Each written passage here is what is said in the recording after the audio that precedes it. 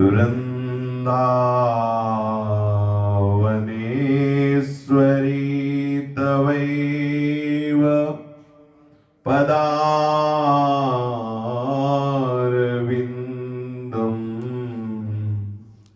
प्रेमामृतैकमकरन्द रसौघपूर्णम्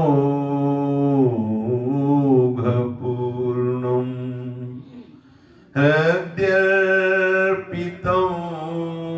मधुपते स्मरतापमुग्रम् निर्वापयत्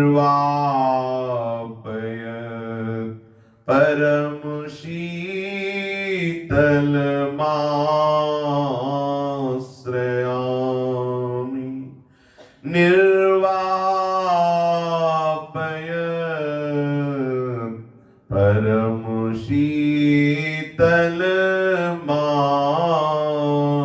परमशीतलमाश्रयामि श्रीमद् श्री वृंदावन धाम की जय। श्री वृंदावन श्री वृंदावन श्री वृंदावन श्री वृंदावन प्राण वृंदावन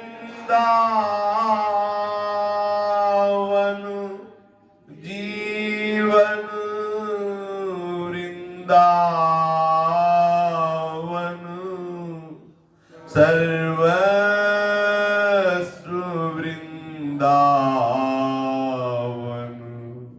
श्री वृंदावन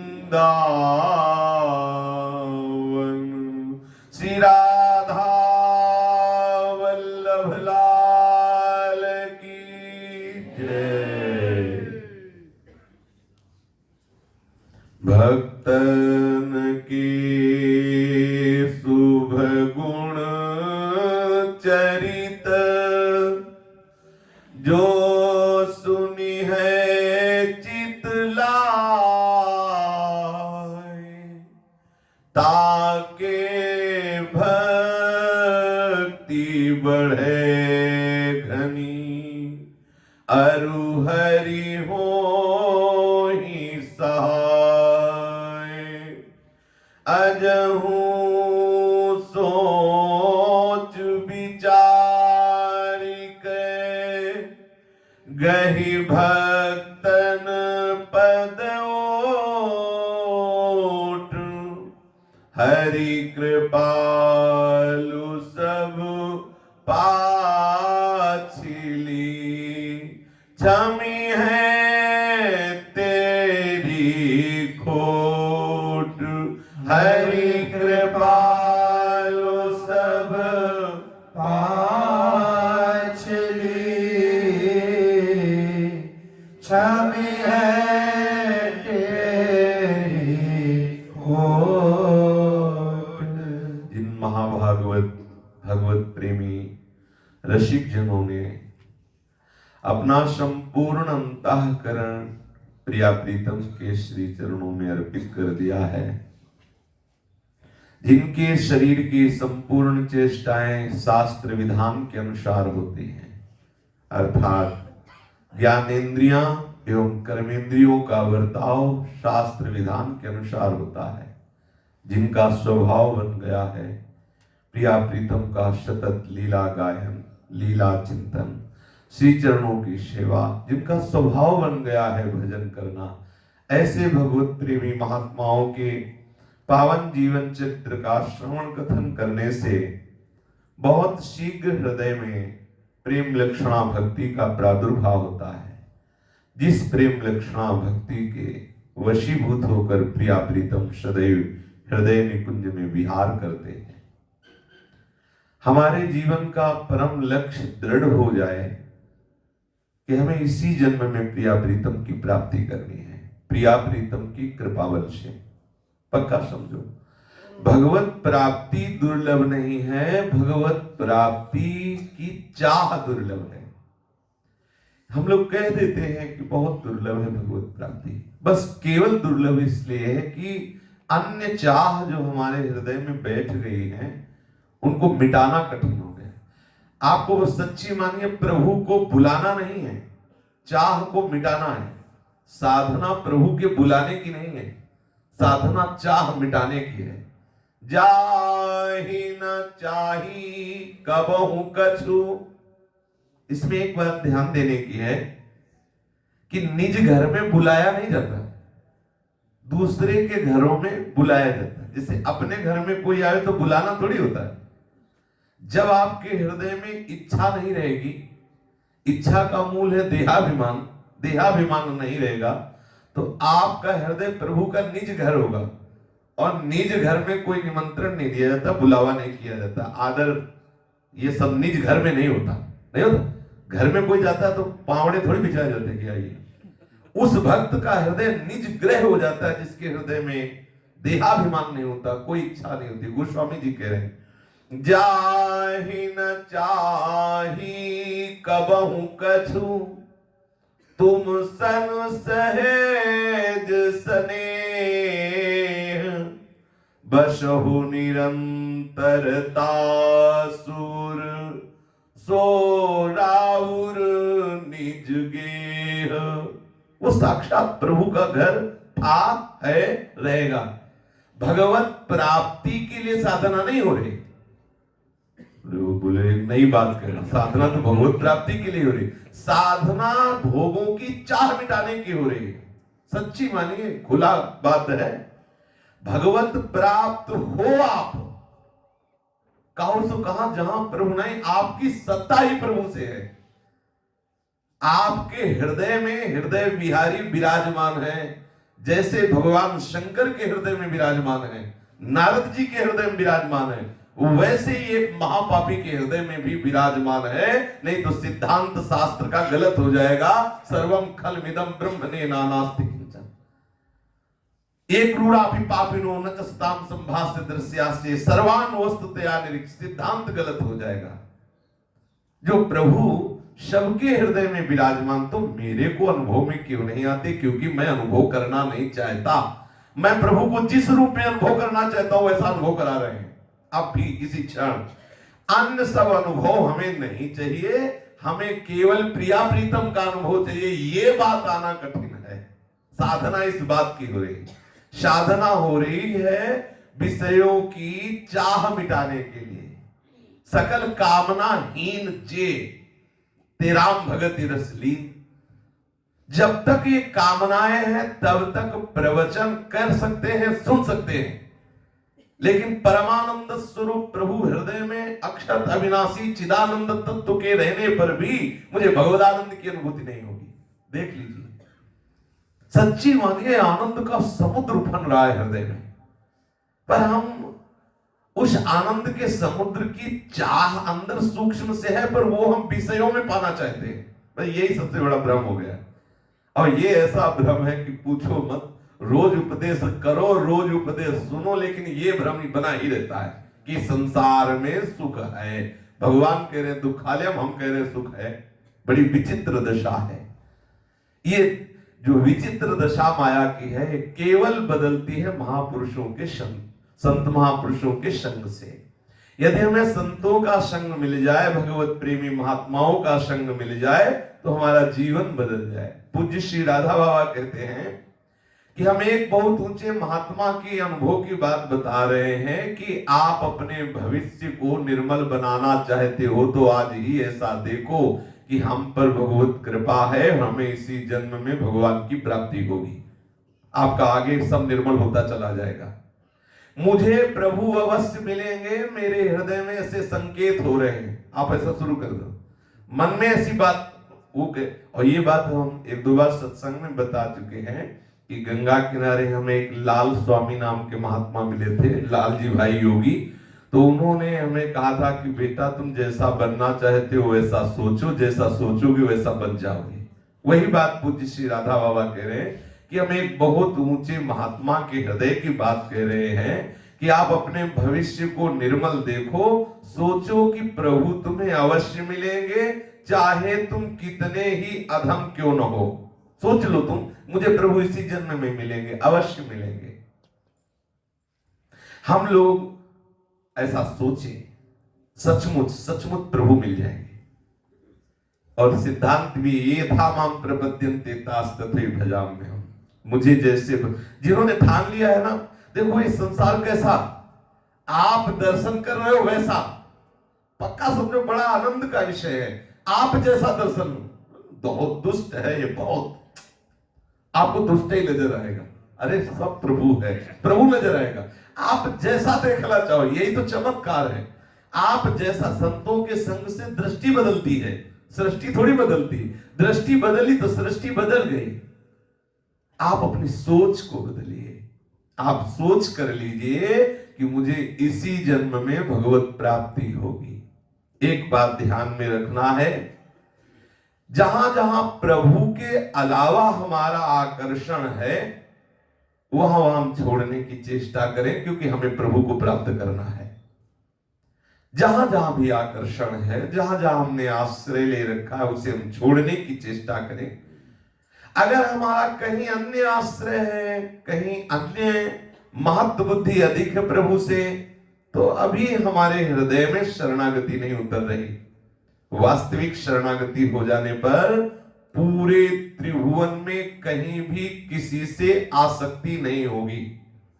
वास्तविक शरणागति का स्वरूप, फिर गोस्वामी जी की बात याद आई, बने तो रघुवर ते बने और बिगड़े तो भरपूर, तुलसी और अंते बने ताबली में पे। ये वास्तविक शरणागति। अगर औरों से बनती है बहुत अच्छी, तो आग लगे उस बनने में। और भगवान शिव से उपमन्यु जी ने कहा, वो इंद्र के रूप में प्रकट हुए थे जब, कि अगर भगवान शिव मुझे कुत्ता बनाए तो स्वीकार है, और हे देवराज यदि मुझे त्रिभुवन का तुम राज्य दो तो मुझे स्वीकार नहीं। अपने इष्ट के प्रति पूर्ण अनन्यता, पूर्ण समर्पण। यदि पूरे त्रिभुवन में कहीं किसी के प्रति कोई भी आसक्ति है, तो आप ये समझ लीजिए कि अभी आपके हृदय में शरणागत नहीं उतर रहा। अगर शरणागत का भाव उतरेगा तो एकमात्र प्रभु के ही आश्रित, एक भरोसो, एक बल, एक आस विश्वास, उत्तम के बसस मन माही, सपने हुआन पुरुष जग नाही। किंतु घबराना नहीं। जिस दिन उपासक की अभिलाषा हृदय से संबद्ध हो जाती है, उसी क्षण प्रभु शरणागति स्वीकार कर लेते हैं। एक बात और है, जिस पर प्रभु की अत्यधिक कृपा होती है, अत्यधिक कृपा का भाजन वही बनता है जो प्रभु के दासों की सेवकाई, दासता स्वीकार कर लेता है। अत्यधिक कृपा का पात्र वही बनता है जो प्रभु के दासों की दासता स्वीकार कर लेता है। जो अत्यधिक कृपा पात्र होता है, जब द्रवहि दीन दयालु राघो तो साधु संगति पाई। जिसे प्रभु अपने पास बुलाना चाहते हैं, वही इस मार्ग में व्याकुल हो जाता है कि मुझे प्रभु की शरणागति चाहिए। ये अत्यधिक कृपा पात्र का लक्षण है कि वो वचन से, कर्म से, मन से प्रभु की पूर्ण शरण होना चाहता है। देखें, आपकी इच्छा पूरी भी हो सकती है और नहीं भी पूरी हो सकती, किंतु ये वाचिक शरणागति एक दिन उन्हीं की दया से सच्ची शरणागति में परिणित हो जाएगी। आप प्रभु की दया को, प्रभु की उस अलौकिक कृपा को अंदाज नहीं लगा सकते कि कैसे होगी, किस रूप में होगी। जैसे हम अभी चाह रहे हैं कि ऐसा हो जाए, तो हो सकता है प्यारे की इच्छा हो जाए, हो सकता है नहीं भी हो। ना होने पर ये ना सोच ले कि आप शरण में प्रभु के अगर होते तो प्रभु ऐसी बात पूरी कर देते। बात पूरी होना ना होना है शरणागति से संबंध नहीं रखता कि भाई ये बात पूरी हो ही जाए तो ही शरणागति। हो सकता है वो बात ना पूरी होने में शरण को अच्छा लग रहा हो। वाचिक शरणागति भी आपको एक दिन सच्ची शरणागति में परिणित कर देगी। प्रभु की अलौकिकता का, दया का, कृपा का अंदाज नहीं लगा सकते।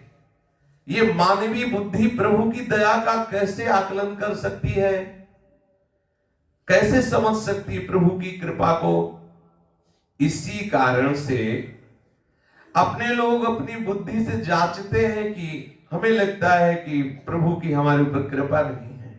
अगर ऐसा होता तो विकार क्यों हमारे हृदय में आते, ऐसा होता तो हमने जो चाहा वो पूर्ण हो जाता, ऐसा, ये जो हमारी ऐसा होता वाली बातें सब हटा दो और जैसा होना हो वैसा हो, हम आपके हैं, जैसे भी है आपके हैं। यही कारण कि हम अपने माप से, स्टैंडर्ड से प्रभु को मापते हैं और सुखी दुखी होते रहते हैं और शरणागति के प्रति हम प्रश्न करते रहते हैं, क्या हमारी शरणागति यही है? अतः हम आपसे निवेदन करते हैं कि आप सब प्रकार की चिंता छोड़ दें और प्रतीक्षा करें उस दिन की जिस दिन कृपा में प्रभु का अद्भुत कृपा स्पर्श आपको डुबो रख देगा। आपको डुबोने आ रही कृपा की धारा, आप बिल्कुल खड़े रहिए, अर्थात अंदर से बाट जो है प्रभु की कृपा की, वो आपको डुबो देगी। ये जो संतों का सानिध्य मिलता है, ये प्रभु की विशुद्ध कृपा से मिलता है। यदि आप उनसे विशुद्ध संबंध स्थापित करें तो परम लाभ प्राप्त हो सकता है। होता क्या है, हम संतों से विशुद्ध संबंध ना स्थापित करके लौकिक मांगे रख देते हैं। बड़ी कृपा से संत समागम होता है, संत दर्शन होते हैं, संत संभाषण होता है, हम उनसे भगवत प्रीति, भगवत चरणारविंद का चिंतन, भगवत चरणों का आश्रय ना चाह करके लौकिक सुखों की, हमारे पुत्र हो जाए, हमारे दुकान मकान आदि आदि हमारी वासनाओं की पूर्ति हो जाए, इसलिए हम संतों की विशुद्ध कृपा का अनुभव नहीं कर पाते। भजन मार्ग में सावधान होते हुए आगे बढ़े। एक भक्त का पद की एक लाइन है, नींद तो ही बेचूंगी आली जो कोई गाहक होए। पूज्य श्री राधा बाबा कह रहे हैं, प्रेम रस भावित मती ब्रज सुंदरियां अपना व्यवहारिक ज्ञान यहां तक खो बैठती हैं कि उन्हें प्रतीत होने लगता है नींद भी खरीदी और बेची जा सकती है। वास्तव में ये तमोगुण से उत्पन्न होने वाली निद्रा श्री कृष्ण की स्वरूप भूता ब्रज सुंदरियों को तो स्पर्श ही नहीं कर सकती। कल एक एकांतिक में शायद कल या परसों प्रश्न था कि क्या भाव देह में भी नींद होती है क्या? जब त्रिगुण से परे वो देह है तो त्रिगुण का विकार कैसे उसमें हो सकता है? जितना भी विकार है त्रिगुण का वो भाव देह में नहीं होता। नींद आदि ये सब तमोगुणी लक्षण है, ना होने पर भी लीलावत होती है। जैसे श्रीमद् सुधा निधि में आया है कि सखी प्रार्थना कर रही कि हे किशोरी जी, आपको सुंदर सुंदर भोग पवा करके, सुंदर कुसुम सैया पर शयन करा करके आप जुगल के कोमल चरणों को हम चाप रहे हो और चापते चापते उन्हीं चरणों में हम लुढ़क जाए, नींद आ जाए और मैं उन्हीं में ऊँघने लगूं, आपके चरणों में ही माथा रख के सो जाऊं, ऐसी भावना कर रहे। तो वो तमोगुण जनित त्रिगुणमयी नींद नहीं है, क्योंकि भावातीत जो स्वरूप है हमारी, जो लौकिक भावना में जितना भी देखना सुनना बोलना खाना पीना ये सब, ये इस भाव से अतीत जो भाव देह है उसमें कोई विकार नहीं होते। तो बाबा कह रहे हैं यद्यपि उस गोपी में नींद नहीं है, क्योंकि तमोगुण जनित निद्रा का वहां थोड़ी गोपी में प्रवेश है। अपने प्रीतम श्री श्याम सुंदर के चिंतन में वृत्तियों के सर्वथा तन्मय हो जाने पर वे आत्म विस्मृत हो जाती है और इसी आत्म विस्मृति को वो निद्रा मान लेती है। सुसुप्त की भांति अज्ञान में उनकी वृत्तियां लीन हो, ऐसी उनकी निद्रा नहीं। उनकी चित्त भूमि में तो सोते समय भी नित्य निरंतर अखंड श्री कृष्ण का स्फुरण होता है। चलत चितवत दिवस जागत सुपन सोवत रात, चलत चितवत दिवस जागत सुपन सोवत रात। हृदय ते वह श्याम मूरति छिन नाइत उत जात। हृदय देव श्याम मूरति छिन नाइत उत जात। चलते देखते दिन में रात में स्वप्न में निद्रा में हर समय श्याम सुंदर बसे हुए हैं। ऐसी अनोखी स्थिति गोपी की है। वो गोपी कह रही है कि नींद तो ही बेचूंगी आली जो कोई गाहक हो। अरे नींद यदि कोई गाहक हो तो मैं बेच दूं। ऊब गई तेरे से। क्या हुआ? प्रीतम श्री कृष्ण के चिंतन में अपने आप को भूली हुई शयन पर्यंक पर गोपी है। उसी समय लीला बिहारी आए, समीप तक आए। उन्होंने गोपी को देखा। वे उसके पास कुछ क्षण खड़े रहे, पर उसे उन्होंने जगाया नहीं, बल्कि मिलनोत्कंठा बढ़ाकर अधिकाधिक सुख देने के उद्देश्य से वे लौट गए। उनके लौटते ही ब्रज सुंदरी के हृदय तंतु उन्हीं से नित्य जुड़े रहने के कारण खिंच से गए। ब्रज सुंदरी भाव समाधि में सैया में थी, जग उठी।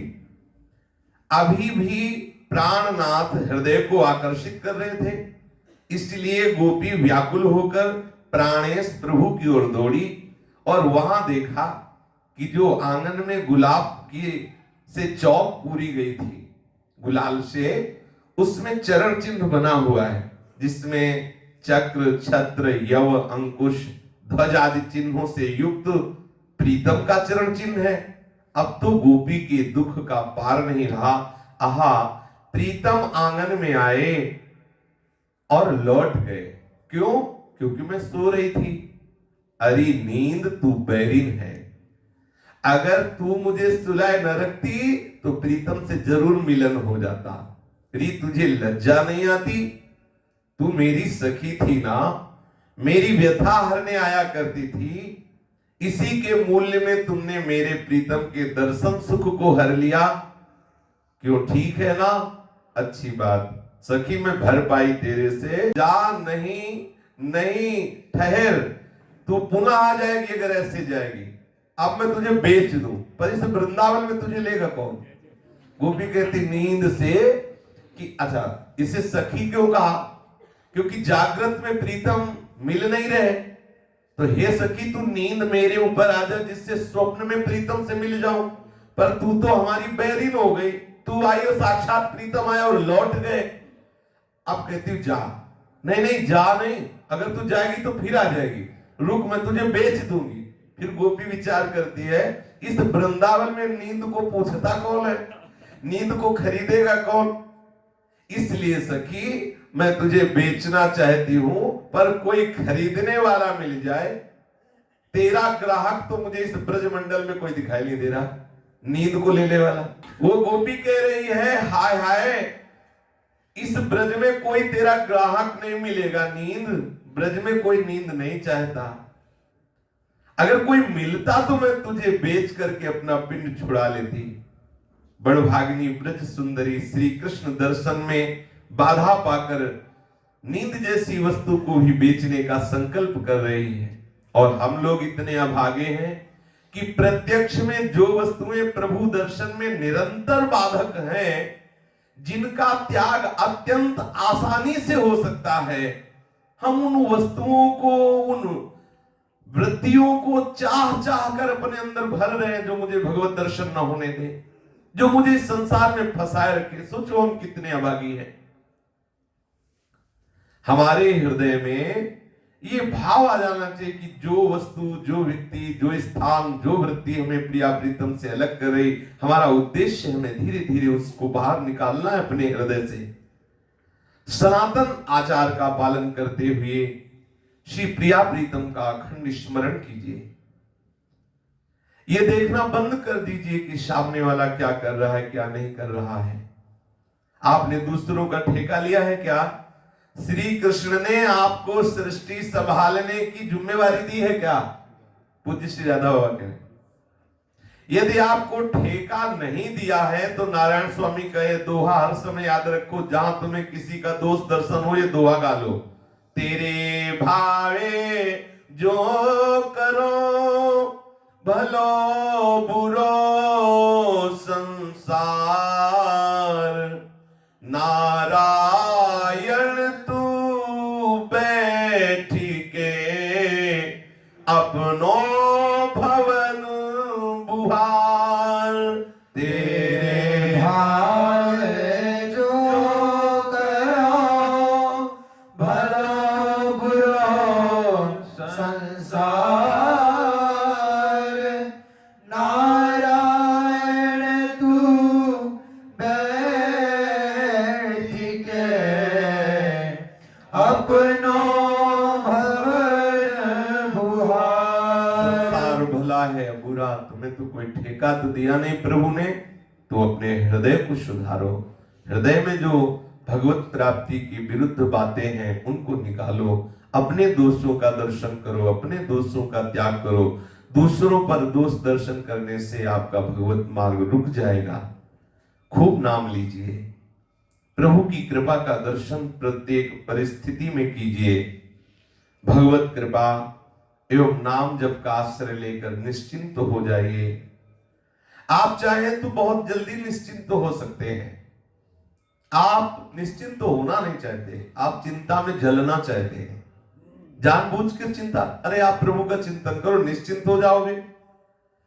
आपने चाहा तो नाम के रूप में प्रभु बिना किसी परिश्रम के आपकी जिह्वा रूपी निकुंज में नाचने लगेंगे।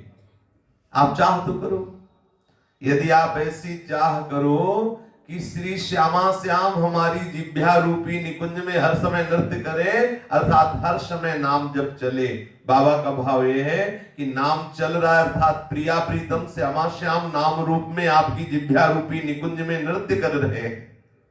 आप उनकी कृपा का प्रवाह ऐसा बहेगा कि डूब जाओगे। आप चाह करो, स्वयं निहाल हो जाओगे, बहुतों को निहाल कर दोगे। खूब मौज से प्रिया प्रीतम का चिंतन करो। सब काम एक तरफ, भगवत चिंतन एक तरफ। मन से निश्चय करके चिंतन की चेष्टा कीजिए। चिंतन में सफलता तभी मिलेगी जब आप निश्चय करें, जब आप महत्व बुद्धि रखें चिंतन में। अन्यथा जब तक प्रभु के चिंतन के समान कोई और भी काम है, तब तक आपका मन भजन में तन्मयता को प्राप्त नहीं होगा। ध्यान दीजिए, यदि प्रभु के भजन से बढ़कर कोई काम लगेगा, प्रभु के नाम से बढ़कर कहीं महत्व बुद्धि होगी, प्रभु से बढ़ के कोई प्यारा लगेगा, तब तक भगवदानंद की अनुभूति नहीं होगी, प्रभु में तन्मयता नहीं होगी, निरंतर भजन नहीं बनेगा। प्रभु को छोड़कर उसी व्यक्ति, उसी वस्तु, उसी पदार्थ, उसी काम की ओर मन जाएगा। अनादिकाल से अन्य अन्य विषयों में ही मन का स्वाद ये फंसा है। मन बार बार हर विषय के स्वाद में अनादिकाल से फंसा है, उसको स्वाद मिल रहा है विषयों में। भगवत चिंतन का स्वाद उसे ठीक से आज तक नहीं मिला। मिला होता तो भगवत चिंतन छोड़ ही नहीं सकता था। निरंतर मन से भगवत चिंतन होने लगेगा, जिस दिन स्वाद मिलेगा। शरीर क्षण क्षण विनाश की ओर बढ़ रहा है, ये प्रत्यक्ष है, पर विनष्ट होने से पूर्व इसे यथासंभव इस अवस्था में अवश्य रखना चाहिए कि यह अपने में रहने वाले मन को प्रिया प्रीतम की ओर बढ़ते समय कहीं उद्विग्न ना हो, कहीं उद्विग्न ना कर दे। मन जिस क्षण वास्तव में प्रिया प्रीतम को पकड़ लेगा, उस समय तो इसकी संभाल की आवश्यकता नहीं रहेगी। संभाल करेगा भी कौन, क्योंकि अब प्रिया प्रीतम को मन ने पकड़ लिया। लेकिन जब तक मन प्रिया प्रीतम को नहीं पकड़ लेता, तब तक समय से इसे भोजन दो, शरीर स्वस्थ रखो, कुसंग का त्याग करो। यदि थोड़ा भी शारीरिक कोई कष्ट है तो औषधि की व्यवस्था करो, जिससे मन शरीर का चिंतन छोड़े और प्रिया प्रीतम की तरफ लगे। युगल सरकार के सिवा और कुछ ना दिखाई दे, कुछ ना सुनाई दे, कुछ ना बोलने की इच्छा हो, तब समझना कि हमारा मन पकड़ रहा है प्रिया प्रीतम को। जीवन का अनमोल समय व्यर्थ न चला जाए। बातों बातों में ही जीवन समाप्त होता जा रहा है। यदि प्रिया प्रीतम के चरणों में अनुराग नहीं हुआ तो यहाँ की सारी सफलता व्यर्थ है। यहाँ की सारी उन्नति, सारी सुख सामग्री जो एकत्रित की सब व्यर्थ है। दूसरे बातों से भगवत अनुराग नहीं होता, इसलिए बचाओ अपने आप को दूसरी बात करने से। प्रिया प्रीतम की बात करो, प्रिया प्रीतम के भजन में लगो। जब तक कुछ भी अपना मानते हो तब तक प्रेम की बात कर रहे हो, तुम्हारे अंदर प्रेम नहीं आ सकता। कुछ भी अपना नहीं होना चाहिए, सब प्रभु का। प्रेम की बात करना तमाशा होगा जब तक कुछ भी अपना रखोगे, कुछ भी। बड़े आश्चर्य की बात है, श्री द्रौपदी जी सिद्ध भक्त हैं, साधक नहीं है, देख लीजिए। और जब तक वो वस्त्र पकड़ने की भी चेष्टा दांत तक से की तो ठाकुर देखता रहा या नहीं, और जहां छोड़ दिया, पूरा का पूरा छोड़ दिया अपने आप को, उसी समय वस्त्र रूप में ही ठाकुर हो गया। आप देखो जरा, प्रभु वही है, लेकिन जब तक कुछ और पकड़े हो तब तक वो चुपचाप देखते रहते हैं। बहुत सुंदर बात है। जब तक कुछ भी पूरी सृष्टि में आपका है, कुछ भी प्रभु के अलावा, तब तक प्रेम की बात करना तमाशा है, प्रेम नहीं है। मन ही मन जरा यहां के मोह को छोड़ने का अभ्यास कीजिए। माना आप में त्याग है, पर साथ ही सात्विक चेष्टा के नाम पर बहुत सी ऐसी चेष्टाएं आप करते हैं जिनमें आपकी परमार्थिक शक्ति व्यर्थ हो जाती है। ये बहुत सुंदर बात, बहुत सुंदर बात है। मन ही मन जरा यहां के मोह को छोड़ने का अभ्यास कीजिए। माना आप बाहर से त्याग किए हुए हैं, सात्विक चेष्टाएं करते हैं, पर आप ध्यान दीजिए, सात्विक चेष्टा के नाम पर बहुत सी ऐसी चेष्टाएं भी आप करते हैं जिनसे आपकी परमार्थिक शक्ति व्यर्थ नष्ट होती है। एकमात्र वही आपको करना है जिससे प्रिया प्रीतम का प्रेम मार्ग अधिक से अधिक प्रशस्त हो। थोड़ी सावधानी रखें जिससे आपके द्वारा जो व्यर्थ चेष्टाएं होती, जिनसे आपके भजन की शक्ति नष्ट होती, आप उसे बचा लीजिए। सारी बात इस बात पर निर्भर करती है कि श्री प्रिया प्रीतम की स्मृति कितनी होती है। यदि स्मृति बढ़ रही है तो मार्ग ठीक है, यदि स्मृति में कमी आ रही है तो अभी आप अपने मार्ग में भूल कर रहे हैं। ये निश्चित बात है, सत्य बात है। आप अपनी साधना को इस कसौटी पर कसें कि प्रिया प्रीतम की जितनी याद बढ़ रही तो आपकी साधना बढ़ रही है, प्रिया प्रीतम की याद भूल रहे तो आपकी साधना में भूल हो रही, सुधार कर लीजिए। पूज्य श्री राधा बाबा के पावन जीवन चरित्र का अपने लोग कथन श्रवण करते हैं।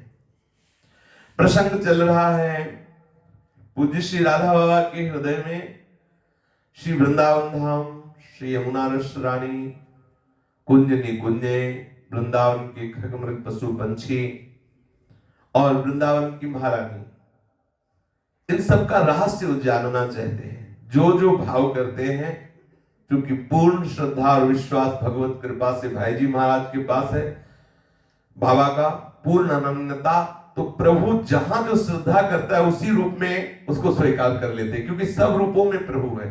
तो बाबा को जो भी अनुभव हो रहा है, सब भाई जी से अनुभव हो रहा है। भाई जी के रूप में सच्चिदानंद प्रभु अपना लीला विस्तार कर रहे हैं। तो भाई जी के पास नित्य दर्शन करने बाबा जाते थे, नियम था। एक दिन दर्शन करने गए तो बाबा के हृदय में जो प्रश्न था कि हमारी भावनाओं का शास्त्रीय प्रमाण मिलना चाहिए, तो भाई जी ने कहा कि आपने पद्म पुराण पढ़ा है? देखो ये पद्म पुराण के पाताल खंड के कुछ ये अंश हैं, आप इनका अध्ययन कीजिए।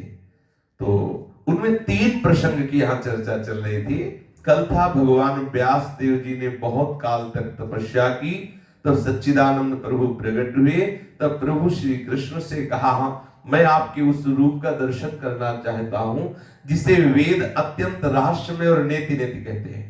तो प्रभु ने दर्शन कराया कि श्री पावन यमुना के बीच में कुंज निकुंजों के मध्य में कदम्ब के नीचे श्री कृष्ण ब्रज युवतियों के बीच में खड़े हुए मुस्कुरा रहे हैं, ये दर्शन हुआ। दूसरा प्रसंग चल रहा है, भगवान शिव जी नारद जी को बता रहे हैं कि यद रूपम ते कृपा सिंधो परमानंददायकम सर्वानंदाश्रयम नित्यम मूर्तिमत् सर्वतोधिकम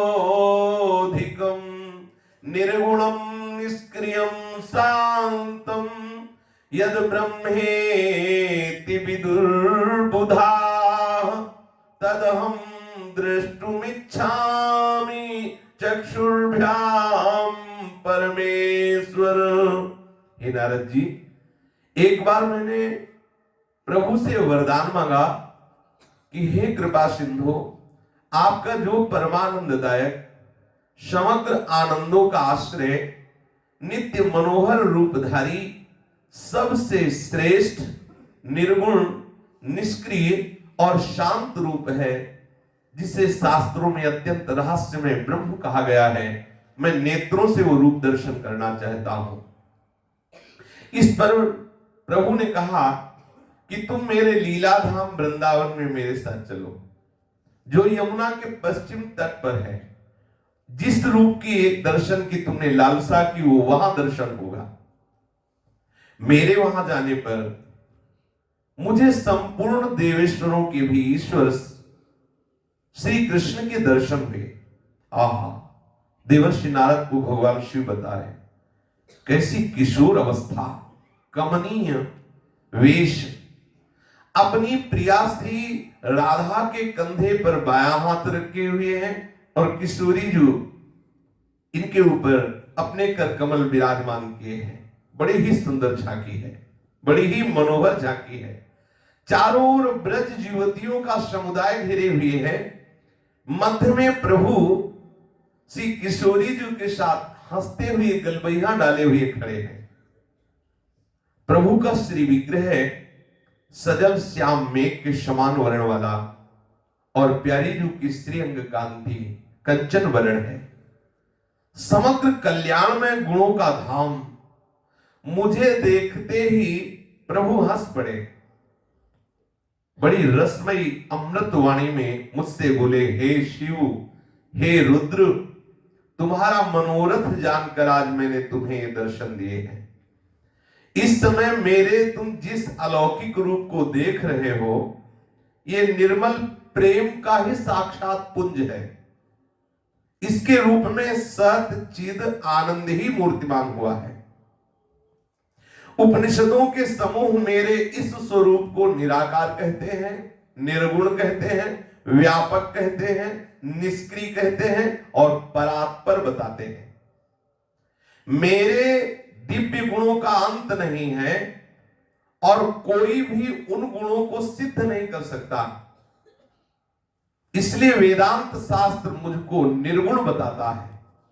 महेश्वर, मेरा यह रूप जो आज तुम दर्शन कर रहे हो, ये चर्म चक्षुओं से नहीं देखा जा सकता, अतः संपूर्ण वेद मुझे निराकार कहते हैं। मैं अपने चैतन्य अंश से सर्वत्र व्यापक हूं, इसलिए वेद और विद्वान लोग मुझे ब्रह्म कहते हैं। मैं इस प्रपंच का कर्ता नहीं हूं, मेरे अंश से प्रकट हुए उनसे इस सृष्टि का सृजन पालन लय होता है। इसीलिए शास्त्र मुझे निष्क्रिय बताते हैं। हे शिव, मेरे अंश ही मायामय गुणों के द्वारा सृष्टि का संहार आदि कार्य करते हैं, मैं स्वयं कुछ भी नहीं करता। हे महादेव, मैं तो इन ब्रज युवतियों के प्रेम में विह्वल होता हूं। मैं ना कोई दूसरी क्रिया जानता हूं, ना मुझे और कोई बात याद रहती है। अखिल लोक ब्रह्मांडों की साहिबी का विस्मरण किए ये जो मेरी प्रिय किशोरी जो है, इनके अधीन रहता हूं। इन्हें परा देवता समझो, मैं इनके प्रेम के बसीभूत हूं, मैं सदैव इनके साथ रहता हूं। इनके साथ ही विचरण करता हूं। देखो इनके आगे पीछे अगल बगल जो लाखों लाखों सखियां हैं, ये सब की सब नित्य है। जैसे मेरा श्रीअंग सच्चिदानंद में, ऐसे सखियों का जैसे मेरा विग्रह है, वैसे इन सखियों का विग्रह सच्चिदानंद में है। ये वृंदावन की लताएं, वृंदावन के खग मृग पशु पंछी सब मेरे स्वरूप भूत नित्य चिन्मय है। इन सबका स्वरूप सच्चिदानंदमय रसमय मेरे समान है। मेरे इस वृंदावन का नाम आनंद कंद है। इसमें प्रवेश करने मात्र से मनुष्य को पुनः संसार में जन्म नहीं लेना पड़ता। देखो कितनी कृपा लाडली जी की अहेतुकी कृपा है। मैं वृंदावन को छोड़कर एक कदम भी कभी बाहर नहीं जाता। अगर कहीं भी प्रभु के दर्शन होते, जो हमारे वृंदावनाधीश्वर हैं प्रिया प्रीतम, तो सबसे पहले वृंदावन प्रकट होता है। वृंदावन में ही प्रिया प्रीतम के दर्शन होते हैं। श्रीपाद प्रबोधानंद जी ने इसी बात को कहा है कि वृंदावन परित्यज्य पादमेकम न गच्छति। मैं अपनी प्रियाजू के साथ यही श्री वृंदावन धाम में नित्य निवास करता हूं। हे महादेव, तुम्हारे मन में जिस जिस बात को जानने की इच्छा थी वो सब मैंने बता दिया। तब भगवान शंकर ने पूछा, प्रभु आपके इस स्वरूप की जो गलवहियां दिए हुई प्रियाजू के साथ आप विराजमान हैं, इस स्वरूप की प्राप्ति कैसे होगी? क्या उपाय है इस स्वरूप की प्राप्ति का? प्रभु श्री वृंदावनाधीश्वर ने कहा कि हे रुद्र, तुम मेरे बहुत प्रिय हो और ये बहुत अच्छी बात पूछी है। ये बहुत एकांतिक अत्यंत रहस्यमय इसका उत्तर है। इसलिए मैं पहले इस बात को बताने के पहले तुम्हें कह रहा हूं कि यत्न पूर्वक इस बात को गुप्त रखना। भगवान महादेव जी से श्री ठाकुर जी बोले, हे देवेश्वर, जो बहुत बहुत सुंदर बात है, बहुत ध्यान पूर्वक महादेव जी ने पूछा कि ये जो गलवहियां दी हुई प्रिया प्रीतम आप हैं, ये आपके प्राप्ति का उपाय क्या है? उपाय बताने के पहले प्रभु कह रहे हैं कि हे देवेश्वर, ये यत्न पूर्वक गुप्त रखने की अत्यंत रहस्यमयी बात है। फिर प्रभु बोले कि इस स्वरूप की प्राप्ति का उपाय पहला, दूसरे उपायों का त्याग कर दे। सर्वेषु साधन वरेषु चिरम निराशा, सब भरोसों का त्याग कर दे। बहुत सुंदर, बहुत सुंदर। और यही हम फेल हो जाते हैं। जो दूसरे उपायों का त्याग कर, दूरादपाश सृजनाम सुखमर्थ कोटिम सर्वेषु साधन वरेषु चिरम निराशा वर्षंत में सहजाद्भुत सौख्य धाराम श्री राधिका चरण रेणु महामिस्मरामि। दूसरे उपायों का त्याग कर, अन्य कोई उपाय नहीं। एक ही आश्रय है, मन वचन कर्म से हम श्री श्यामाजू के हैं। श्यामाजू के नाम का चिंतन, श्यामाजू की लीला का गायन, चिंतन, श्यामाजू के चरणों की उपासना, श्यामाजू के सिवा, प्रिया प्रीतम के सिवा हमारे चित्त में अन्य आश्रय नहीं होना चाहिए। दूसरा भरोसा कभी नहीं, एकमात्र हम युगल की शरण। बहुत बढ़िया बात है। इसमें बोलो क्या परेशानी है? पहली बात ये समझ लो, हम किसी योग्य नहीं, पक्का समझ लिए, हम लोग किसी योग्य नहीं। सच्ची बात, क्या योग्य? बड़ी बड़ी सेखी मार रहे हैं पर्दे के बाहर, पर्दे के पीछे क्या है सब देख लो भाई, ईमानदारी से देख लो कि पर्दे के बाहर कुछ और है, पर्दे के पीछे कुछ और है। नेगेटिव पॉजिटिव के साथ दूसरे उपायों का त्याग कर दो। कौन सा उपाय कर सकते हो, कितनी साधना कर सकते हो, सब साधनाओं का फल है प्रभु के चरणों में प्रेम। वो किसी साधना से होता नहीं, वो अपनेपन से होता है। अपनापन करने के लिए नाक मूंदने की जरूरत नहीं है। भरोसा उसका किया जाता है जो सर्व समर्थ हो। अच्छा, हमारे प्रभु से बढ़कर कोई सर्व समर्थ है नहीं। हमारे वृंदावनेश्वर श्री लालजू महाराज से बढ़कर कोई नहीं, सब स्वीकार करते हैं इस बात को। कोई हो तो बताओ। ध्येयम सदा परिभवग्नम अभीष्ट दोहम तीर्थास्पदम शिव विरंच नुतम शरण्यम भृत्यार्थिहम प्रणत पाल भवाब्धि पोतम वंदे महापुरुष ते चरणारविंदम। बड़े बड़े महापुरुष प्रभु के चरणों की धूल को माथे पे लगाते हैं। और गीता जी में श्लोक है, यम ब्रह्मा वरुणेन्द्र रुद्र मरुतः स्तुवन्ति दिव्यैः स्तवैः, है ना। बड़े बड़े सब महापुरुष जन जिनका स्तवन करते हैं, वंदना करते हैं, वो कौन है? हमारे श्री कृष्ण सबसे बड़े। अच्छा, श्री कृष्ण जैसी धरिवंश प्रताप रूप गुण वैबल श्याम उजागर और जाकी भ्रू विलास बस पसुरी दिल वितकित रस सागर। देखो भाई सुंदरता की सीमा। सबसे बड़े कौन? गोरे चरणारविंद है। हमारी श्री श्यामा जी के श्री चरणों को लालजू महाराज अपने हृदय कमल पे रखते हैं। श्री श्यामा जी के चरणन की बलिहारी ये है बसत किशोर लाल के प्राणन मध्य सदारी। ये हम वृंदावन वासियों की निष्ठा है।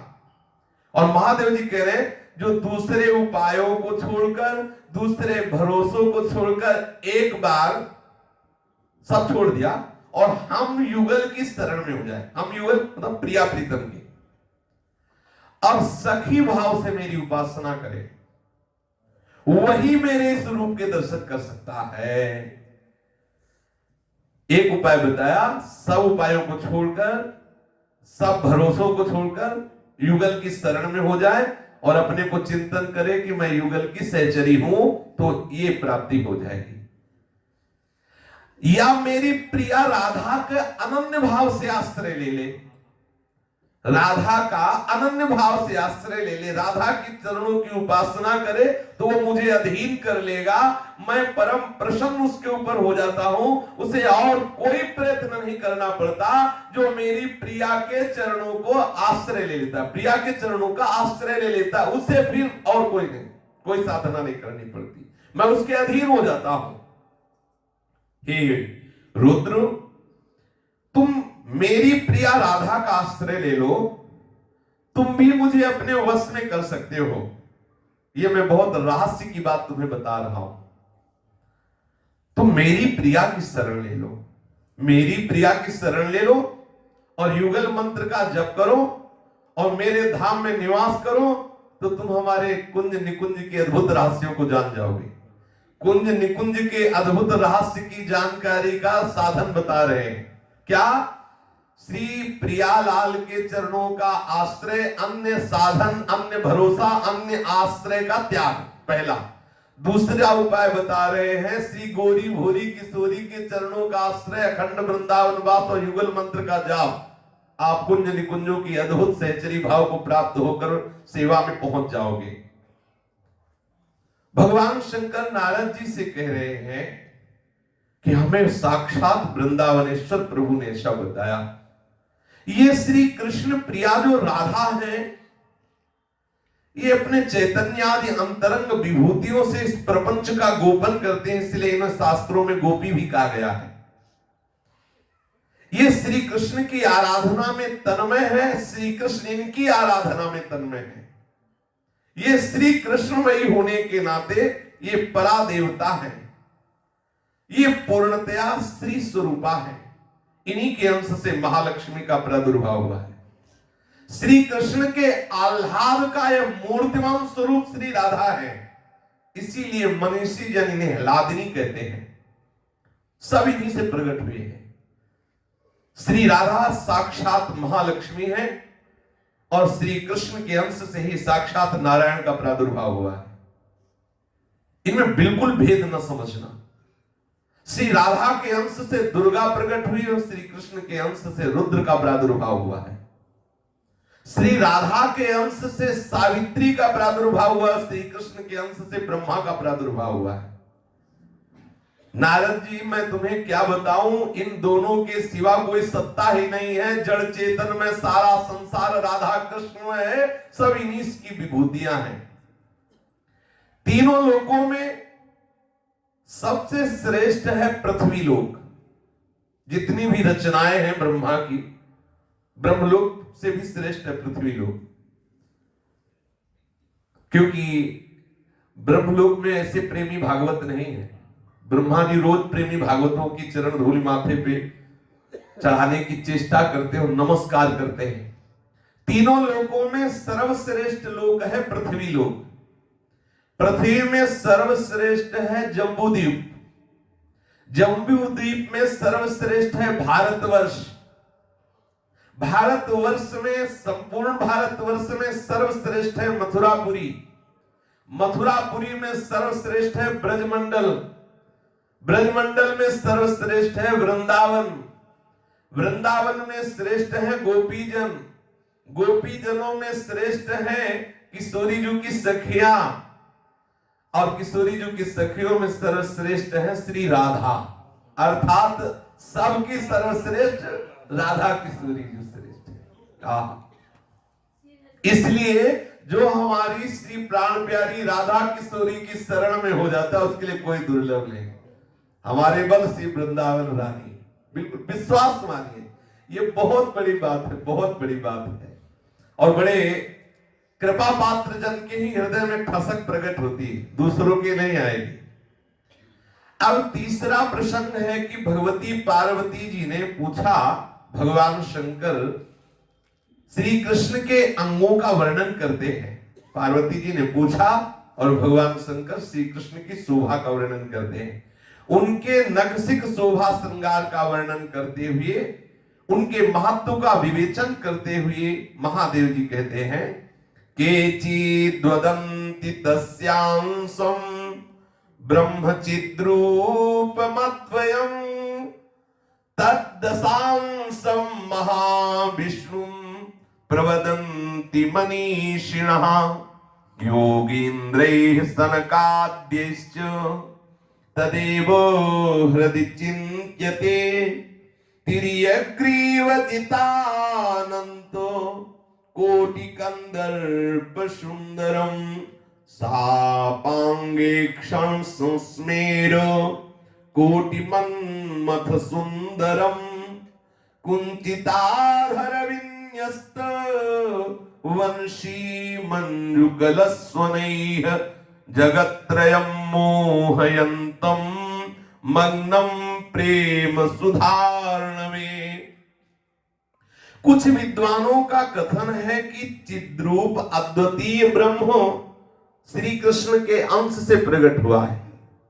गीता जी में भी भगवान ने कहा कि ब्रह्म की प्रतिष्ठा मैं हूं। यहां भगवान शिव कह रहे हैं कि जो ब्रह्म तत्व है वो श्री कृष्ण के एक अंश से है। अनेक मनीषीगण जो महाविष्णु वो हमारे श्री कृष्ण के दशमांश से प्रकट हुए। तद्दशांशं महाविष्णु प्रवदन्ति मनीषिणः। और शनकादि योगीश्वर अपने हृदय में इनका सदा चिंतन करते हैं। जिस समय वे टेढ़ी गर्दन करके ग्रीवा झुका के खड़े होते हैं, उस समय अनंत कोटि कामदेव इनकी सुंदरता को देखकर मूर्छित हो जाते हैं। हमारे वृंदावन बिहारी जो कितने सुंदर हैं, बोले जिस समय अपनी ग्रीवा झुका के आहा और मंद मंद मुस्कुराकर बाकी तिरछी चितवन से देखते हैं तो अनंत कोटि कामदेव मूर्छित हो जाए, इतने सुंदर हैं। अपनी तिरछी चितवन मधुर मंद मुस्कान द्वारा करोड़ों कामदेवों की सुंदरता का हरण करने वाले और अपने सिकोड़े हुए अधरों पर वंशी रख करके बजा रहे हैं। उसी मुरली की मधुर स्वर लहरी से त्रिभुवन को मोहित करते हुए सबको प्रेम सुधा सागर में निमग्न कर रहे हैं। हे देवी, भगवान महादेव जी कह रहे हैं, जिनके नखचंद्र किरणों की महिमा का भी अंत नहीं है, उन्हीं प्रभु श्री कृष्ण की महिमा के संबंध में मैं कुछ और बता रहा हूं। त्रिगुण में अनंत कोटि ब्रह्मांडों में जितने ब्रह्मा विष्णु महेश्वर हैं, ये सब इन्हीं वृंदावन बिहारी की कला के करोड़वें करोड़वें अंश से उत्पन्न होते हैं। सृष्टि स्थिति पाले प्रलय की शक्ति से युक्त वो ब्रह्मादि देवता श्री कृष्ण के अंश वैभव हैं। उन श्री कृष्ण के अंश का जो करोड़वां, उसका भी जो करोड़ अंश है, एक एक अंश कला से असंख्यों कामदेवों की उत्पत्ति होती है, जो इस ब्रह्मांड में स्थित होकर जगत के जीवों को मोह में डाल देते हैं। अब आप सोचो, कैसे कोई श्री कृष्ण की शोभा का वर्णन करे। श्री कृष्ण के अंश का जो करोड़वां, उस करोड़वें अंश का जो करोड़वां भाग हो, उससे करोड़ों कामदेव पैदा होते हुए एक कामदेव पूरे इस सृष्टि को हिलाए हुए कितने सुंदर होंगे प्रभु। श्री कृष्ण की शोभा कांति के करोड़वें अंश से चंद्रमा का आविर्भाव हुआ। श्री कृष्ण के प्रकाश के करोड़वें अंश से जो एक किरण प्रकाश निकलती है, उससे अनेकों सूर्यों का प्रादुर्भाव हुआ। वे परमानंद रसामृत से परिपूर्ण हैं, वे परमानंद और परम चैतन्यमय हैं। उन्हीं से इस विश्व के ज्योतिर्मय जीव जीवन धारण किए हुए हैं। हमारे प्रभु जो वृंदावन बिहारी हैं, इन्हीं के कोटि कोटि अंश से सब प्रकट हुआ है। उनके चरण युगल के नख रूपी चंद्रकांत मणि से निकलने वाली प्रभा को पूर्ण ब्रह्म कहा गया है, जो सबका कारण है, वेदों के लिए भी दुर्गम है। वो पूर्ण ब्रह्म हमारे युगल सरकार के चरण नख कांति का जो तेज है, उसे कहा है। विश्व को मोहित करने वाला जो नाना प्रकार के पुष्पादि का सौरभ है, वो हमारे प्रभु की दिव्य सुगंध के करोड़वें हिस्से के करोड़वें हिस्से से, अब क्या बोले, आगे कुछ है नहीं। जितने भी सौरभ है पुष्पों में और वो हमारे प्रभु के श्रीअंग की सौरभ के करोड़वें हिस्से के उस करोड़वें हिस्से से, अगर ऐसा जैसे एक बूंद है, उसे ऐसे चट में ऐसे करो तो उसको कई उसमें बूंदें निकलती है ना, उसके अगर करोड़वें हिस्से किए जाए तब प्रभु के श्रीअंग में कितनी, और हमारी प्रियाजू के श्रीअंग की गंध में ऐसे श्री अंग की गंध वाले लालजू आसक्त रहते हैं। इन श्री वृंदावन बिहारी की जो प्रिया है, प्राण वल्लभा है, वो श्री राधा है।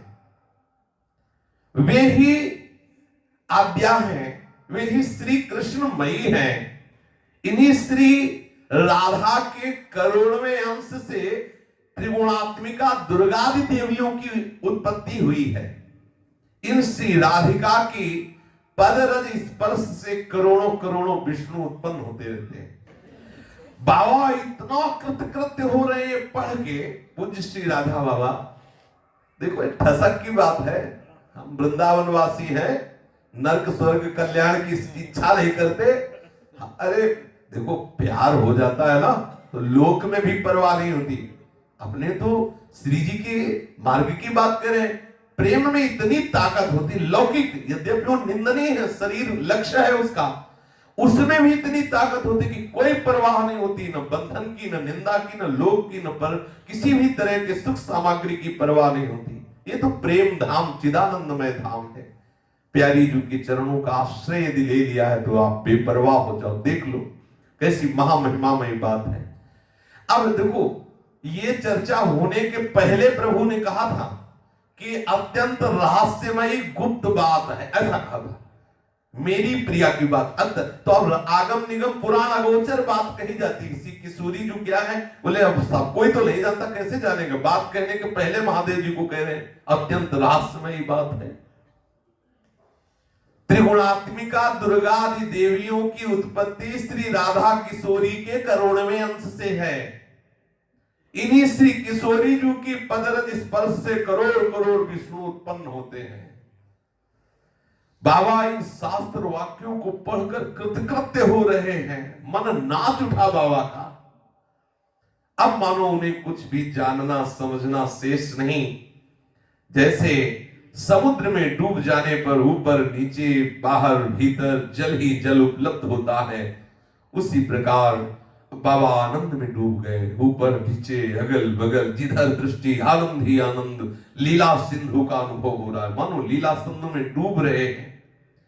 पूज्य बाबा के हृदय में ये जो बात बड़ा आनंद दे रही थी कि आज मैं जान पाया कि सबका सार श्री किशोरी जू है।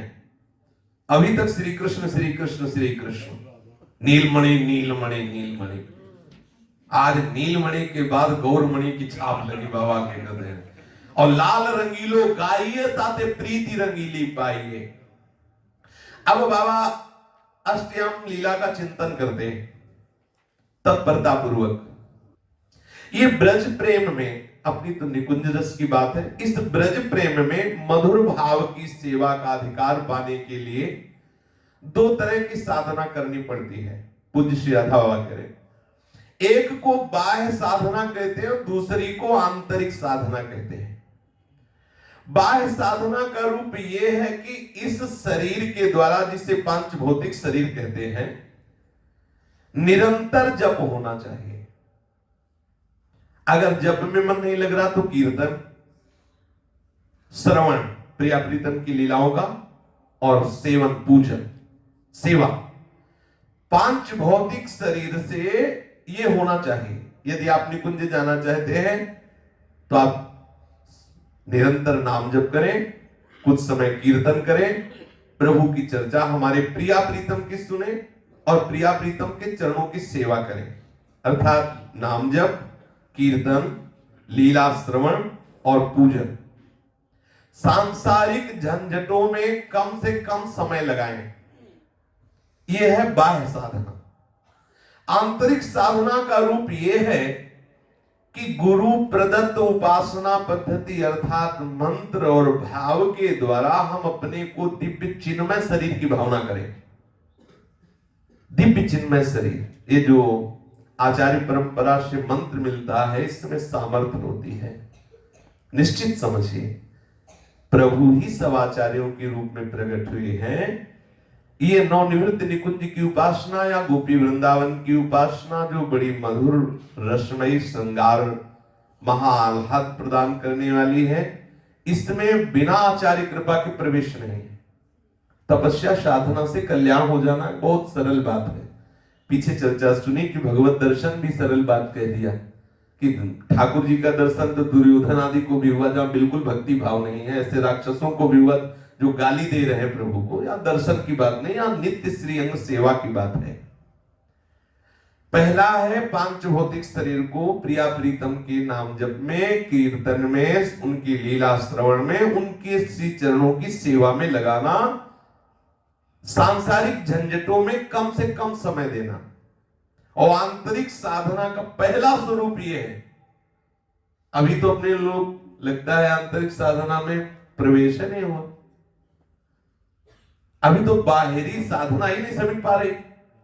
देखो निरंतर साधना में, तब दूसरी होगी आंतरिक साधना का प्रारंभ कि हमारा भाव दे, जो दिव्य चिन्मय है उसकी भावना बनने लगेगी। और इस शरीर से राग हटेगा। उस भाव शरीर के द्वारा निरंतर जो हमारे प्रिया प्रीतम हैं उनके समीप 24 घंटे सेवा की वृत्ति, ये करते करते परम आसक्ति प्रिया प्रीतम में, तब आप देखिएगा कि प्रभु वो अपने दिव्य निकुंज रस का आपको अनुभव कराएंगे। प्रभु की वास्तविक चिन्मयी लीला इस पांच भौतिक शरीर में आसक्ति करने वाला नहीं देख सकता। इसीलिए देखो दिव्य चिदानंद धाम में है, हम दर्शन नहीं कर पा रहे हैं। हमारे हृदय में जब तक सतत भगवत चिंतन नहीं होगा, प्रिया प्रीतम का चिंतन नहीं होगा, गुरु प्रदत्त मंत्र का चिंतन नहीं होगा, तब तक हमारे अंदर मानसिक भावना नहीं बनेगी कि हम प्रियाजू की सहचरी हैं, या गोपी वृंदावन में हम प्रियाजू की कृपा से गोपी भाव को प्राप्त हुई एक नौ किशोरी ब्रज युवती है, ऐसा भाव नहीं बनेगा। जब तक ये भाव नहीं बनेगा तब तक दिव्य वृंदावन दिव्य लीलाओं का आप दर्शन नहीं कर सकते। जब चिदानंद भावदेव प्रकट होता है तो पांच भौतिक शरीर का संबंध छूट जाता है। जैसे सांप अपनी केंचू से कोई संबंध नहीं रखता, ऐसे भावदेव को प्राप्त हुआ पुरुष इस शरीर में रहते हुए भी शरीर से कोई संबंध उसे नहीं होता। प्रेम और प्रेम के ऊंचे ऊंचे स्तरों का विकास होता है और अधिकार के अनुसार उपासक प्रेम की ऊंची ऊंची अवस्था में पहुंचता है, फिर उसे सेवा अधिकार प्राप्त होता है। यही वैष्णव आचार्यों का, वैष्णव शास्त्रों का और वैष्णव प्रेमी रसिक संतों का सिद्धांत है। जिस दिव्य शरीर की भावना की जाती है वो दिव्य शरीर सच्चिदानंद में वृंदावन धाम में, गोपी वृंदावन में योग माया के द्वारा पहुंचा दिया जाता है, क्योंकि गोपी वृंदावन में प्रवेश ही योग माया के द्वारा होगा। बाबा को भी पहले योग माया स्वरूप में, और यहां भी लिखा है क्योंकि बाबा का अनुभव यहीं से और शास्त्र प्रमाणित। बाबा कभी शास्त्र विरुद्ध बात नहीं करते, जो है उसका प्रमाण कह रहे। अगर गोपी वृंदावन में गोपी भाव की उपासना की गई है तो गोपी के दिव्य भाव को योग माया पहुंचा देती है। श्री कृष्ण के दर्शन होकर प्रेम की ऊंची ऊंची अवस्थाएं, प्रेम के स्नेह, स्नेह के मान, मान के बाद प्रणय, प्रणय के राग, राग के अनुराग, अनुराग के भाव, भाव महाभाव, ऐसी वो क्रमशः अवस्थाओं में चढ़ता चला जाता है उपासक। श्री कृष्ण की वंशी वादन सुनकर के सब कुछ विस्मरण होकर विकल हो जाता है और सबसे पहले उस गोपी को रास लीला में पहुंचाया जाता है। जो गोपी भाव को प्राप्त होता है तो सबसे पहले उसे श्री कृष्ण का दर्शन, श्री कृष्ण के वंशी वादन के द्वारा उसे रास में प्रवेश, रास में पहुंचने के बाद उसे सेवा का अधिकार मिलता है। श्री कृष्ण के लिए वो उपासक नित्य नित्य के लिए गोपी भाव में युक्त होकर श्री कृष्ण लीला में सम्मिलित हो जाता है। ये गोपी भाव साधना करते हुए उस लीला में सम्मिलित होने का क्रम है। बिल्कुल, जब तक हम बाह्य और आंतरिक दोनों साधनाओं में प्रवेश नहीं करेंगे तब तक हम ये बात समझ नहीं सकते। मैं जो सुनाने जा रहा हूं वो सबके सुनने की वस्तु सर्वथा नहीं है, ये मेरी धारणा है। राधा बाबा कह रहे हैं जहां कहीं वो बात आती है उधर की तो ये, हाँ, सब जगह यथामति वर्णो, सब जगह रहस्य रहस्य, ऐसी एकांतिक एकांतिक, अत्यंत गुप्त, ऐसी बातें आने लगती हैं। मेरी तो ये धारणा है जो अनुभवी संतों से बार बार मैं सुना हूं और अनुभव किया हूं कि इस लीला में कुछ बात बाबा ने लिखी जिसको हम नहीं कहे। इस लीला के संबंध में सावधानी तुम्हें ये रखनी है कि कहीं आपकी भावना न बन जाए कि ये काम लीला है क्या, प्रिया प्रीतम की। ये वृंदावन नित्य विहार रस है। मैं सच्चे हृदय से कहता हूं कि जिसके जीवन का एकमात्र उद्देश्य श्री श्यामा श्याम हो गए हैं, जिन्होंने अपने जीवन को श्यामा श्याम में बना दिया है और बड़ा सुखद होता है प्रियता में। अब वो कैसे लौकिक कोई उदाहरण नहीं मिलता, क्या उदाहरण दे प्रिया प्रीतम के प्रेम की। कितना सुख होता है जब सखियों को देखो, जहां श्री प्रियालाल मिलते तो लाल ललना मिल हियो सिरावत मोर, आहा, लाडली लाल मिल रहे और सखी का हृदय फूल रहा है, आशीर्वाद दे रही सखी, आहा, जैसी हरिवंश विपिन भूतल पर संत विचल जोरी।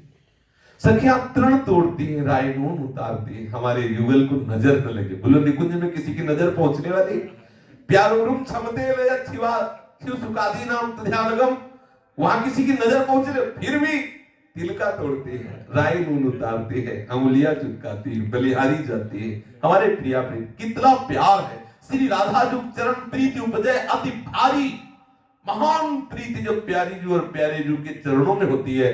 प्यारी जी और प्यारे जो रस में निकुंज में हंस रहे खेल रहे सखियों का प्राण जीवन यही लीला है।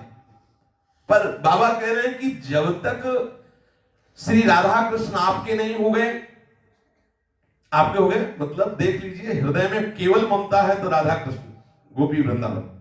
जिसके मन में कभी भी श्री कृष्ण और श्री राधा की मधुमयी लीलाओं को सुनकर किसी प्रकार भी तनिक सा कोई भी कभी भी संदेह नहीं होता, जो प्रिया प्रीतम के प्रेम के लिए अपना सर्वस्व स्वाहा करने के लिए तैयार नहीं हुए, जिसका श्री कृष्ण एवं श्री राधा की अपार महिमा, असीम महिमा, अनंत भगवत्ता, उनकी अपार असीम कृपा पर दृढ़ अटूट अडिग अचल अटल विश्वास नहीं हो गया, उसे ये बातें जो मैं महामधुर लीला के संबंध में आगे बता रहा हूं, समझ में नहीं आ सकती, और सही पूछो तो सुनने का अधिकार भी नहीं है। यद्यपि शरीरासक्त जीव इस मार्ग में यदि चलना चाहे तो सबसे पहले शरणागति की आवश्यकता है। शरणागति के प्रभाव से जब पीरा प्रीतम की कृपा किसी रसिक को आदेश करती है, फिर वो सारा विधान बना देती है। अनंत असंख्य गोपियां हैं, उनमें आपको सम्मिलित होने का अधिकार प्राप्त हो जाएगा। गोपी वृंदावन बड़ी दुर्लभ बात है, पर सुलभ भी है, जैसे अपने अनाधिकारियों के लिए सुलभ हो गई है। श्री कृष्ण, श्री राधा, श्री गोपीजन, तिल भर इनमें कोई अंतर नहीं है, क्योंकि सब कुछ सच्चिदानंद में है। श्री कृष्ण उतने रूपों में प्रकट होते हैं जितनी गोपियां होती हैं। गोपी वृंदावन जितने गोपियां होती है उतने रूपों में जिस जिसकी जैसी जैसी भावना होती है वैसे उससे मिलते हैं। लीला की सिद्धि के लिए सभी गोपीजनों का अपना अपना एक भाव होता है। उस भाव से श्री कृष्ण को सभी अपना प्राण वल्लभ मानती हैं। परंतु ध्यान देने की बात है, किसी भी गोपी के हृदय में अपने सुख की किंचन मात्र भी इच्छा नहीं होती। सभी की चेष्टा इसलिए होती है कि मेरे प्यारे श्याम सुंदर प्राण वल्लभ इनको कैसे सुख पहुंचाऊं। गोपी का श्रृंगार, गोपी का चिंतन, गोपी की चेष्टा केवल श्याम सुंदर के सुख के लिए है। सेवा करने का अलग अलग ढंग है, सबका ढंग मिलकर इतना सुंदर विलक्षण लीला बनती है कि उसकी उपमा किससे दे, कोई दृष्टांत नहीं मिलता। बस आपको इतना समझना है कि इस लीला में प्रवेश होने में जहां अपनी इंद्रियों के सुख की वासना है वहां प्रेम नहीं, वहां काम है, समझना होगा। जहां एकमात्र केवल प्रभु को ही सुख मिले, ये आंतरिक इच्छा, उसका नाम प्रेम हो गया। जहां उनसे मुझे सुख मिले उसका नाम काम है। जहां मेरे से उनको सुख मिले, मेरी सारी चेष्टाएं अपने आराध्य देव के सुख के लिए हो, प्राण प्रीतम के सुख के लिए हो, इसे प्रेम कहते हैं। प्रेम और काम में अंतर, स्वसुख वांछा काम और तत्सुख भाव प्रेम। काम और प्रेम को इसी कसौटी पर कस करके देख लीजिए। काम में प्रत्येक चेष्टा होगी इस उद्देश्य से कि हमें सुख मिले, इनसे अधिक से अधिक हमें इनके द्वारा आनंद मिले। और प्रेम में प्रत्येक चेष्टा इस विषय से होती कि मेरी प्रत्येक चेष्टा से मेरे प्रीतम को सुख मिले। आहा, चाहे सदैव हमें दुख मिले, लेकिन इस दुख से प्रीतम को सुख मिल रहा है तो मैं सदैव दुख में रहना चाहूंगी। एक गोपीजन ही है जिनमें सुसुख की कोई वासना नहीं है, उनका समस्त व्यवहार श्री कृष्ण को सुख पहुंचाने वाला होता है। गोपियां श्री कृष्ण के लिए लोक धर्म का परित्याग कर देती हैं। श्री गोपीजन श्री कृष्ण सुख के लिए वेद धर्म का परित्याग कर देती हैं। श्री गोपीजन श्री कृष्ण सुख के लिए अपने देह के सुखों का त्याग कर देती है। श्री गोपियां श्री कृष्ण सुख के लिए समस्त व्यवहार, समस्त संबंध, समस्त संसार का त्याग कर देती है। श्री गोपियां श्री कृष्ण के सुख के लिए लज्जा का सर्वथा परित्याग कर देती है। श्री गोपियां श्री कृष्ण को सुख पहुंचाने की इतनी प्रबल उत्कंठा रखती हैं कि वे अपना धैर्य छोड़ देती हैं। श्री गोपियां अपने आप तक को भूलकर केवल प्रीतम के सुख पहुंचाने में तन्मय रहती हैं। इस प्रकार गोपीजनों के जीवन में एकमात्र उद्देश्य है श्री कृष्ण को सुख पहुंचाना। गोपीजनों के जीवन में एकमात्र उद्देश्य है श्री कृष्ण को सुख पहुंचाना। यहां तक कि वे अपने कुल धर्म का त्याग कर देती हैं, इसलिए कि हमारे प्रीतम को सुख पहुंचे। उनका श्री कृष्ण के पास जाना इसलिए नहीं होता कि वहां जाने से हमें सुख मिले, बल्कि प्रीतम को सुख मिलता है इसलिए वो प्रीतम के पास जाती है। गोपी प्रेम के राज्य में सब कुछ सच्चिदानंद में होता है। गोपियों के चार भेद हैं। एक नित्य गोपी, जो ललिता विशाखा आदि चंद्रावली आदि ये सब गोपी वृंदावन में ये नित्य गोपी है। ये अनादिकाल से हैं, इनमें कोई हेर फेर नहीं, कोई बदलाव नहीं। जैसे श्री कृष्ण अनादि, वैसे ये गोपियां अनादि। जैसे श्री किशोरी जी नित्य, ऐसे ये गोपियां नित्य हैं। अनंत काल तक, अनादिकाल से अनंत काल तक ये लीला गोपी वृंदावन में चलती रहती है। सबकी सब नित्य हैं। फिर कुछ गोपियां हैं जो साधना से पहुंची हुई हैं। कोई कभी इस प्रकार वो साधना करके गोपी भाव प्राप्त करके पहुंची हुई है। कुछ गोपियां श्रुतियां हैं, श्रुतियां वेद की ऋचाएं जो गोपी देह पाकर लीला में सम्मिलित हुई। कुछ देवांगनाएं हैं जो व्रज में उपासना करके गोपी रूप में जन्मी और ठाकुर जी की लीला में गए। कुछ ऋषि हैं जो समय समय पर बड़ी साधना करके गोपी देह पाकर सम्मिलित हुए।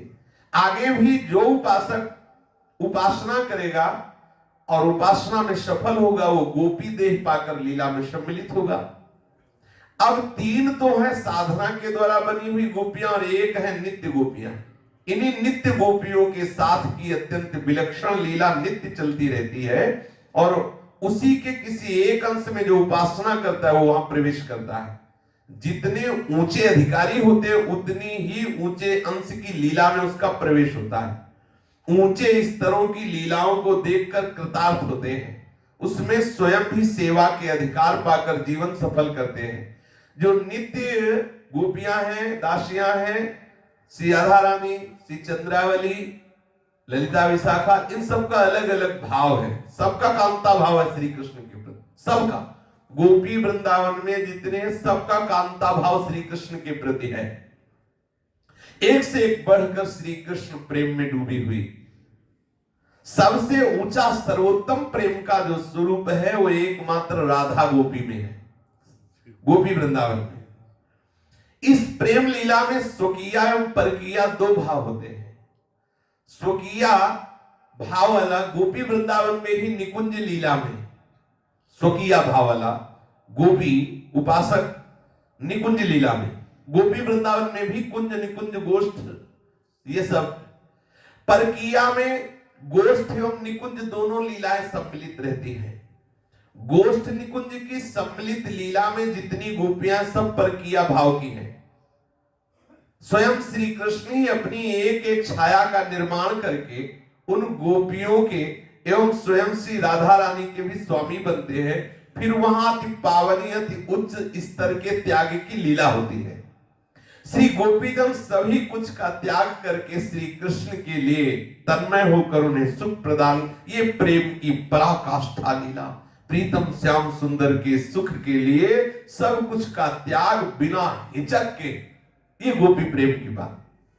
तो बाबा आठों पहरव अष्टयाम सेवा में, क्योंकि हृदय में बात बैठी कि अष्टयाम सेवा से श्री प्रिया प्रीतम को प्रसून के समीप रहो। राधा बाबा की रसोपासना का मुख्य आधार प्रेरक ग्रंथ बन गया पद्म पुराण। इस पुराण के पाताल खंड में जो भगवान शंकर ने कहा, यथा प्रकट लीलायाम पुराणे सुप्रकीर्तिता तथा ते नित्य लीलायाम संति वृंदावने भुवि। प्रभु और उनका परिकर और उनका बिहार जिस प्रकार भूमंडल के वृंदावन की प्रकट लीला में पुराणों द्वारा वर्णित है, उसी प्रकार नित्य लीला चलती रहती है। जैसे प्रकट लीला में वर्णन है कि भगवान अवतार लिए, ऐसी ऐसी लीलाएं हुई, वैसे ही अब भी हो रही है। अब भी इसी क्षण हो रही है। नित्य लीला चल रही है, निरंतर चल रही है। इस बात पे बाबा की एकाग्रता बैठ गई कि भगवान शंकर के वचन झूठे नहीं हो सकते। अभी लीला चल रही है।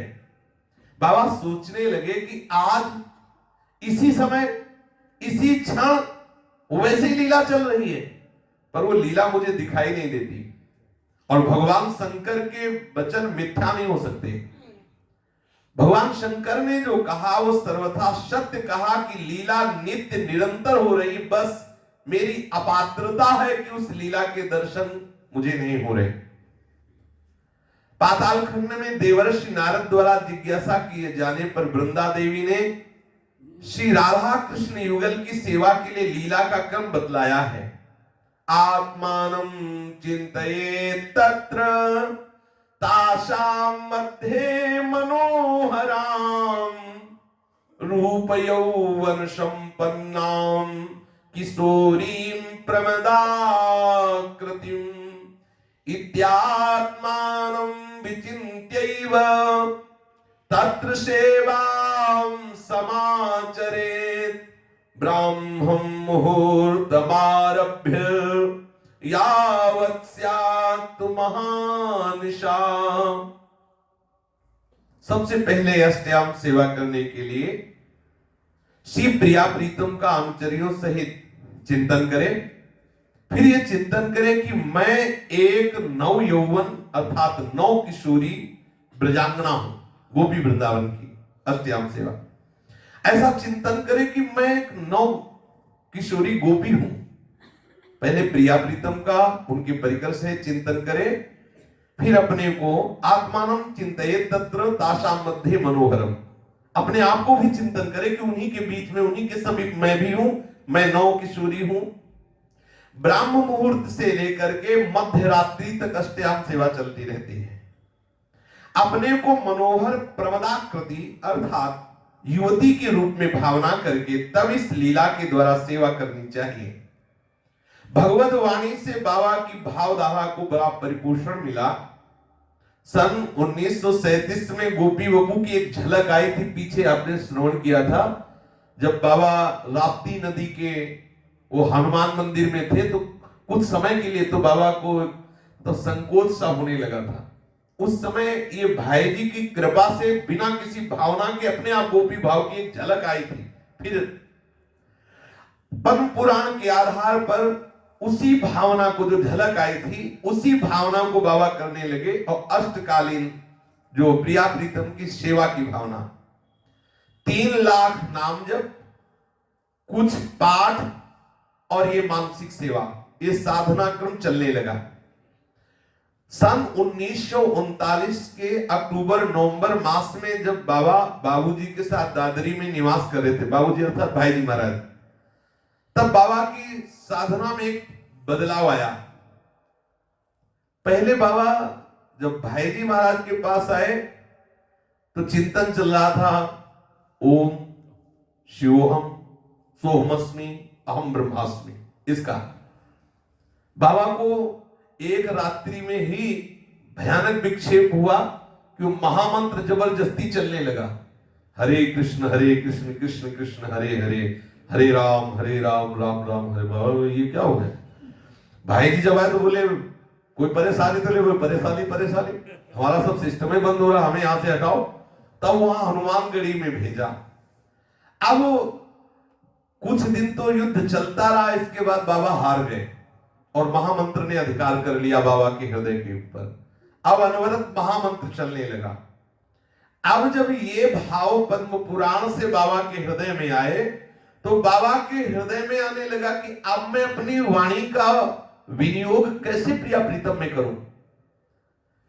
श्री कृष्ण की प्रसन्नता का परम हेतु है राधा नाम। श्री राधा नाम इतना प्रिय है कृष्ण को कि सदैव जो राधा बोलता है उसके पीछे पीछे सुनने के लिए डोलते हैं। अतः मैं हरे कृष्ण हरे राम नहीं जपूंगा, बाबा ने कहा अब तो मैं अपनी वाणी से राधा राधा बोलूंगा।